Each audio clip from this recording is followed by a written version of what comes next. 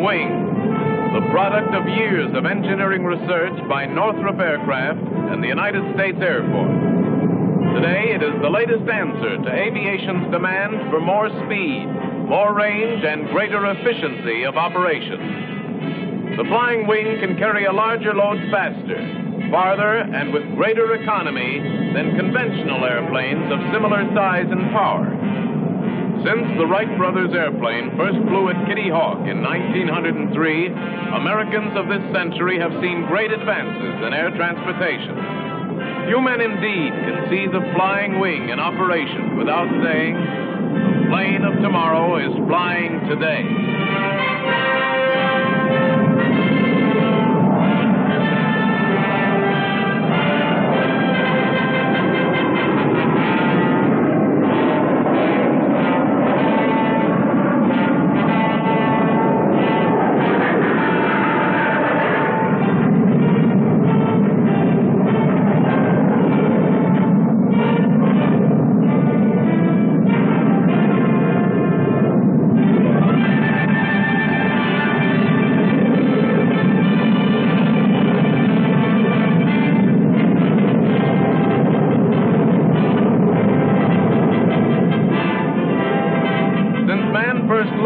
Mechanical wings could carry him into the sky, airmen have dreamed of the ideal airplane, one of maximum efficiency, in which every exposed surface would have the greatest possible useful purpose, contributing to the lift of the flying machine. 24 years of research and millions of hours of work are behind the production of these new aerial giants.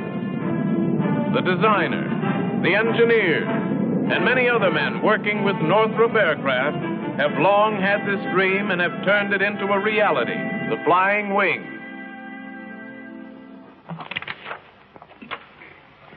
This aeroplane was developed as an effective way to solve the old problem of reducing drag. Drag's rather hard to describe. A simple definition is to say that it's the resistance of the air to an aeroplane's forward passage.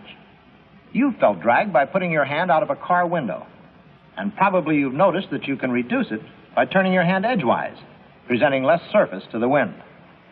In the flying wing, we've reduced drag by designing an aeroplane with a more efficient form. Its shape creates less resistance to forward motion and passes through the air more easily. Here, I'll illustrate it for you.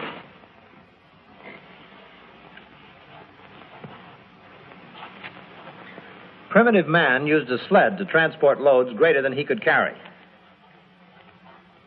This sled rubbed on the ground, just as aeroplanes rub against the air. It took sheer power to overcome the friction or drag of this conveyance.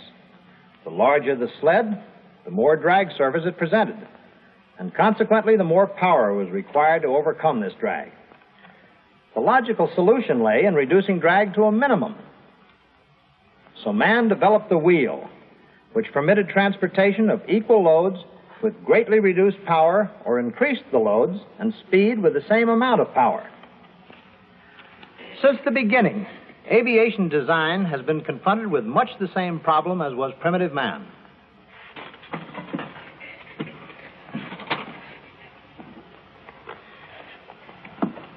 Today's basic aircraft design still has unnecessarily large drag forces. The engines, cowlings, and the nacelles, the tail surfaces used for stability and control, the bulky extended fuselage. They all are causes of drag. Drag to be overcome at the expense of speed, operational range, payload, and power. In the flying wing, we have reduced drag by removing the external engines, cowlings, and the nacelles, the tail surfaces, and finally, the fuselage itself. Now we sweep back the wings for purposes of balance, control, and stability. And we see a picture of the basic flying wing. And that, briefly, is what has been done about the problem of drag. Rather than try to overpower it, we've reduced it, knowing that when we eliminate the cause, we eliminate the effect. We now have an airplane which, due to its increased efficiency, is capable of transporting a given load 25% farther or faster than is possible with an ordinary airplane using the same power. That is what is meant by efficiency of design. Our second objective was greater efficiency of structure. In order to illustrate efficiency of structure, we can use these charts for comparison. Here is a massive bridge structure. Massive because of the engineering principles involved. Notice that all loads are transferred to central, concentrated points. This requires a ponderous, expensive structure to sustain the loads and resist the applied stresses. Stresses that are multiplied in turn by the leverages of the spans. Now, here on the same highway, carrying the same traffic load, is an economical causeway type of bridge. It does the same job as the first bridge, with a much simpler structure and a fraction of the material. The answer is simple. Stresses are absorbed and weights are sustained by the individual units or pilings. And in the same way, this comparison may be applied to conventional and all-wing aircraft. In the ordinary type, the lift which carries the load works on the wing from tip to tip, but the bulk of the weight is centrally located, necessitating heavier wing construction, particularly at the roots or points of suspension. In the flying wing, the same weights, distributed over the span of the wing, are sustained by individual areas or lift forces, permitting a large saving in structural weight at no sacrifice of strength. This saving is convertible to additional payload or fuel. And that, very simply, is what is meant by efficiency of structure. Today, Northrop men know well that by combining efficiency of design and efficiency of structure, the result is a high-lift, low-drag flying wing, which can carry a greater load, carry it farther, carry it higher, and carry it faster than conventional airplanes of similar size and power.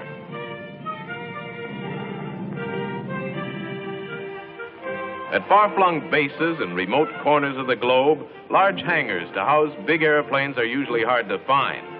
When these planes are repaired and maintained, the men must work in the open, often in bitter weather, which slows them down and makes the task far more difficult and costly in time and money. But not the flying wing. To shelter the wing requires only a small and modest structure, hardly more than a large Quonset.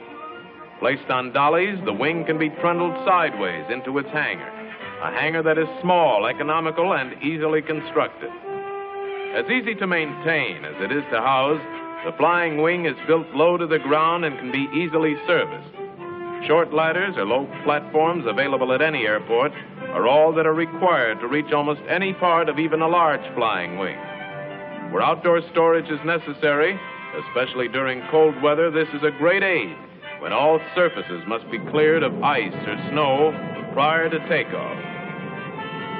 With these additional advantages, it is little wonder that forward-thinking aviation experts already are envisioning the day when giant flying wing transports will enable world air travelers to fly faster and farther at reduced fares in a degree of comfort surpassing the most modern ocean liner. Tailless folly, I calls it. Well, sounds as if someone has an opinion on the flying wing. Now I ask you, who ever heard of airplanes without tails? Birds have tails, haven't they? If they didn't need them, they wouldn't have them. Flying wings. Huh. Now, there's a real expert, an authority on any subject. His ancestors were all authorities, too. For instance, steamboats. Ah, it's ridiculous. Who ever heard of a boat without sails? Fulton's folly, I calls it. Steam trains. Ah, it's ridiculous. Who ever heard of cars without horses? 18 miles an hour, they say. Flying machines. Ah, it's ridiculous. Who ever heard of a man flying? Never be practical. Who ever heard of an airplane without a tail? No stability, I tell you. Won't be able to fly. They'll never get that thing off the ground. They should have asked me. I've studied a little bit about airplanes.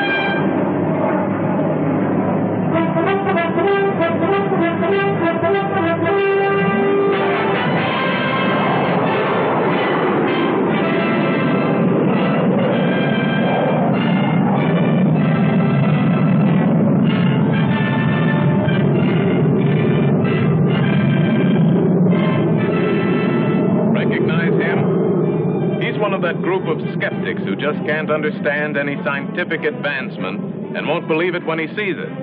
An open mind and a little inquiry would disclose the fact that the engineers haven't changed the basic principles of stability at all in building the wing. They've merely arranged the control surfaces in a different manner, in a form our skeptic doesn't recognize, thereby reducing drag by eliminating the tail surfaces and the fuselage that supports them.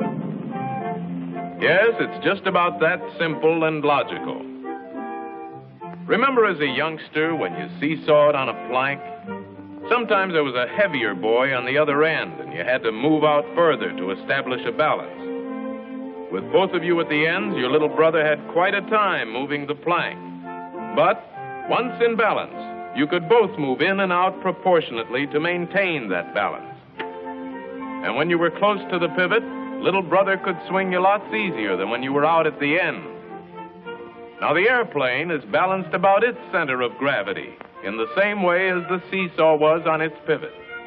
And when all of its weight is concentrated close to the center of gravity, as it is in the flying wing, the size of the tail can be reduced or moved much closer to the wing, and the same degree of stability and control will be retained. Here is the top view of an ordinary airplane, and this is what the skeptic failed to investigate.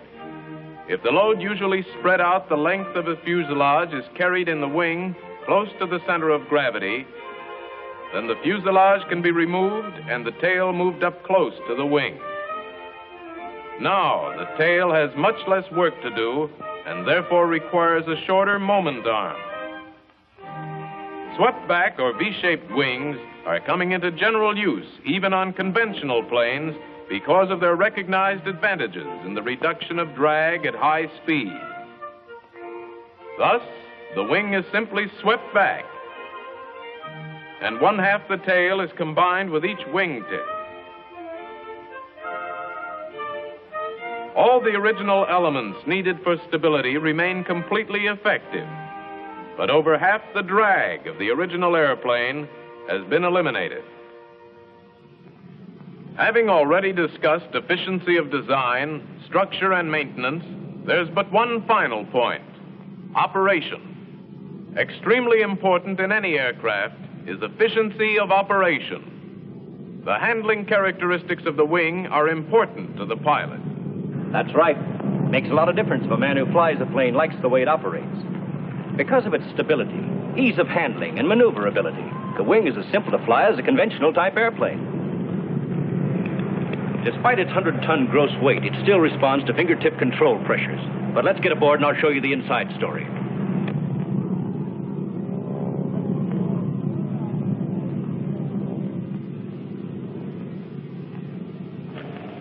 First, the controls.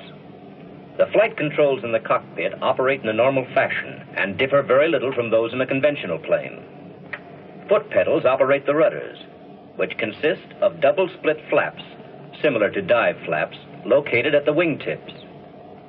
When a rudder pedal is depressed, the flaps open to produce drag at the required wingtip. Here's an easy way to explain the action of wingtip rudders. Notice that when drag or pressure is applied to a wingtip, the plane pivots around its central axis, exactly as if rudder were applied. Consequently, our wingtip rudders give us the same control as the rudder on a standard type plane. On the flying wing, both pedals may be operated at the same time. This creates an air brake effect, increasing the rate of descent or reducing the airspeed, a valuable asset in landing a clean modern airplane of this type. This air brake feature is the only variation from a conventional control arrangement. Longitudinal and lateral control are maintained by elevons, a combination of the standard elevators and ailerons. When the control column is pulled back, the elevons, located just inboard of the rudders, are moved upward, causing the wing to climb. Forward movement of the control column moves the elevons downward, resulting in an opposite or diving effect. These operations of the control column and the elevons produce the same effect as the elevators on a conventional type airplane. Lateral rolling effect is achieved by operating the control wheel in the normal fashion. This works the elevons in the same way that ailerons are operated on a standard ship. For example, turning the wheel to the left raises the left elevon and depresses the right, causing the airplane to roll to the left. By turning the wheel to the right, the plane will roll to the right. The plane can either climb and turn or dive and turn by using longitudinal and lateral control at the same time.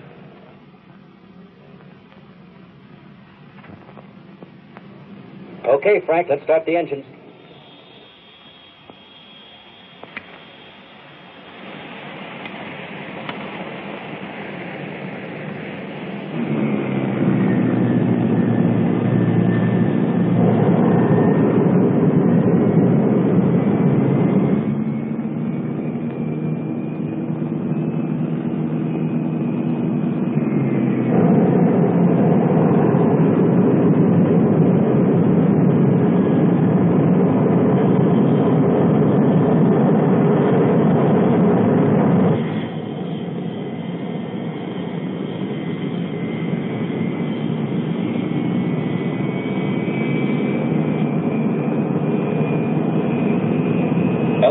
This is Air Force 2367. Taxi clearance, please.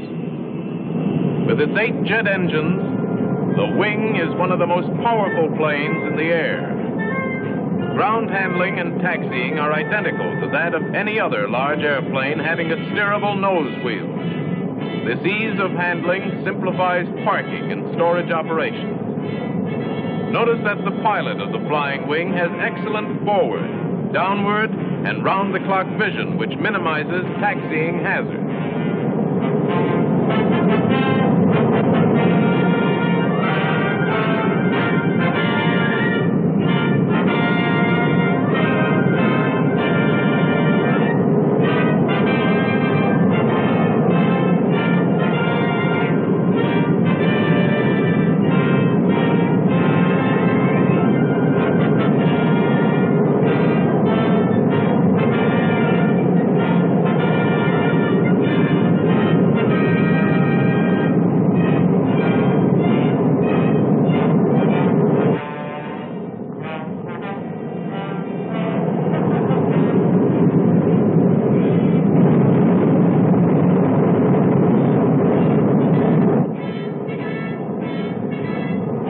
Tower, this is Air Force 2367, ready for takeoff. Over. Air Force 2367, this is the tower. Clear for takeoff. 2367, roger.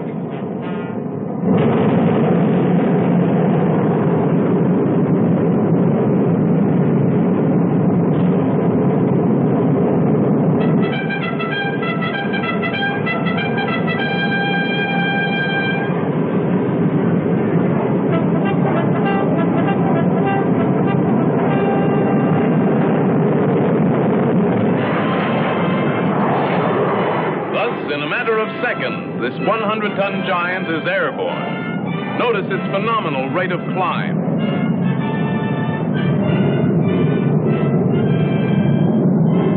Ease of operation, together with low noise and vibration levels, make long-distance operation almost a pleasure. Because of the pressurized cabin and temperature control, grueling hours of long-range flying can be accomplished with a minimum of pilot fatigue, even at altitudes above 40,000 feet. As pilots know, the Flying Wing is an easy plane to handle.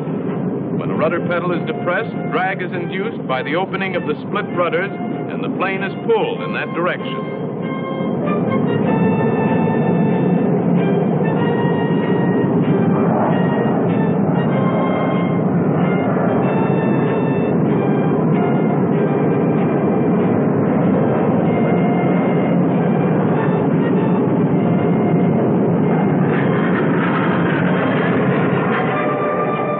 Both rudders are depressed, an air brake effect is created for short approaches or steep descents over landing hazards. Normal control column movement results in a climb, a dive, or bank as desired.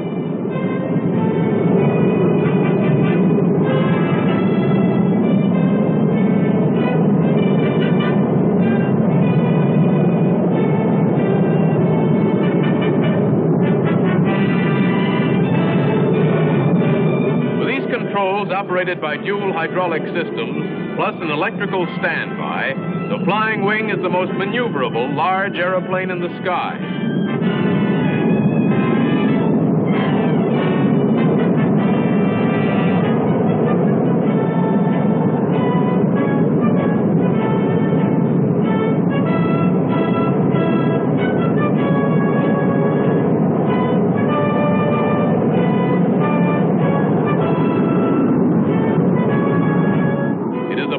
And powerful weapon, a plane that can hold its own against enemy fighters. The wing has a small frontal area and profile, making it difficult to hit or to detect with radar.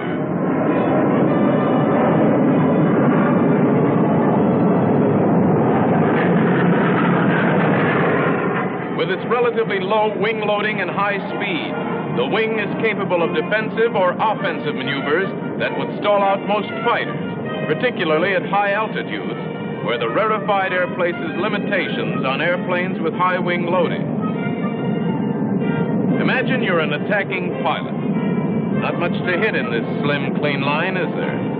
Especially if it's going away at more than 500 miles an hour. Should one or more engines be knocked out, the wing is still a formidable fighting machine.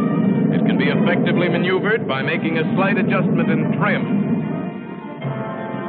Even with all the engines on one side inoperative, it has good performance, flies easily and efficiently. As a bomber, a long-range high-payload cargo carrier, or a giant passenger transport, the sleek, knife-edged flying wing has as its keynote efficiency. Efficiency of design. Efficiency of structure, efficiency of maintenance, and operation. It is the most useful and efficient airplane the world has yet seen.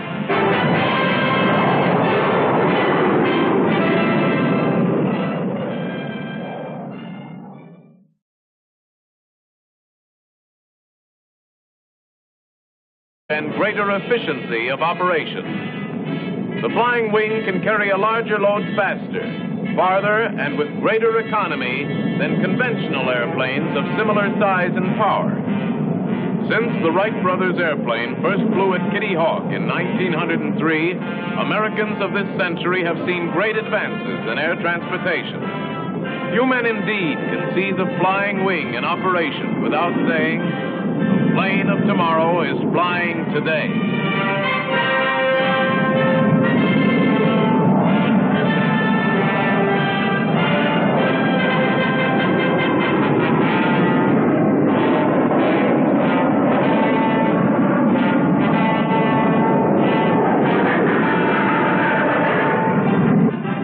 Engineers and many other men working with Northrop aircraft have long had this dream and have turned it into a reality, the flying wing.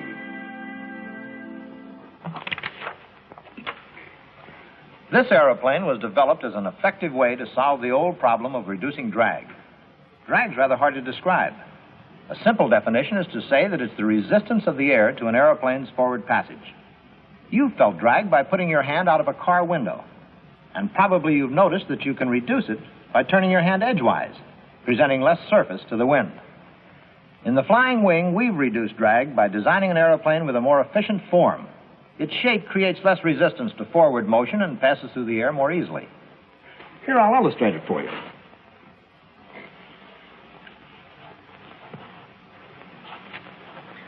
Primitive man used a sled to transport loads greater than he could carry. This sled rubbed on the ground, just as aeroplanes rub against the air. It took sheer power to overcome the friction or drag of this conveyance. The larger the sled, the more drag surface it presented, and consequently the more power was required to overcome this drag. The logical solution lay in reducing drag to a minimum. So man developed the wheel, which permitted transportation of equal loads with greatly reduced power, or increased the loads and speed with the same amount of power. Since the beginning, aviation design has been confronted with much the same problem as was primitive man.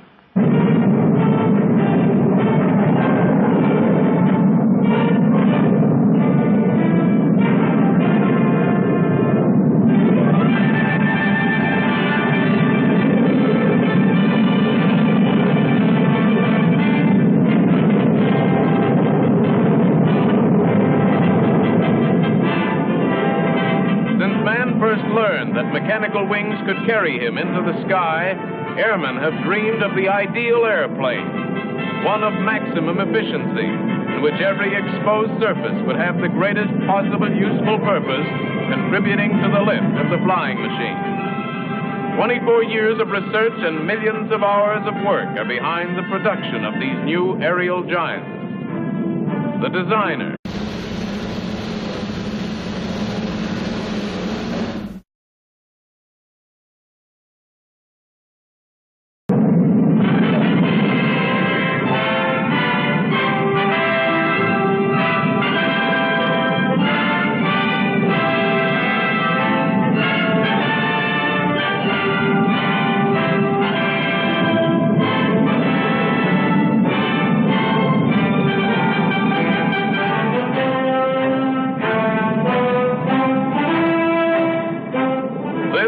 is the flying wing, the product of years of engineering research by Northrop Aircraft and the United States Air Force.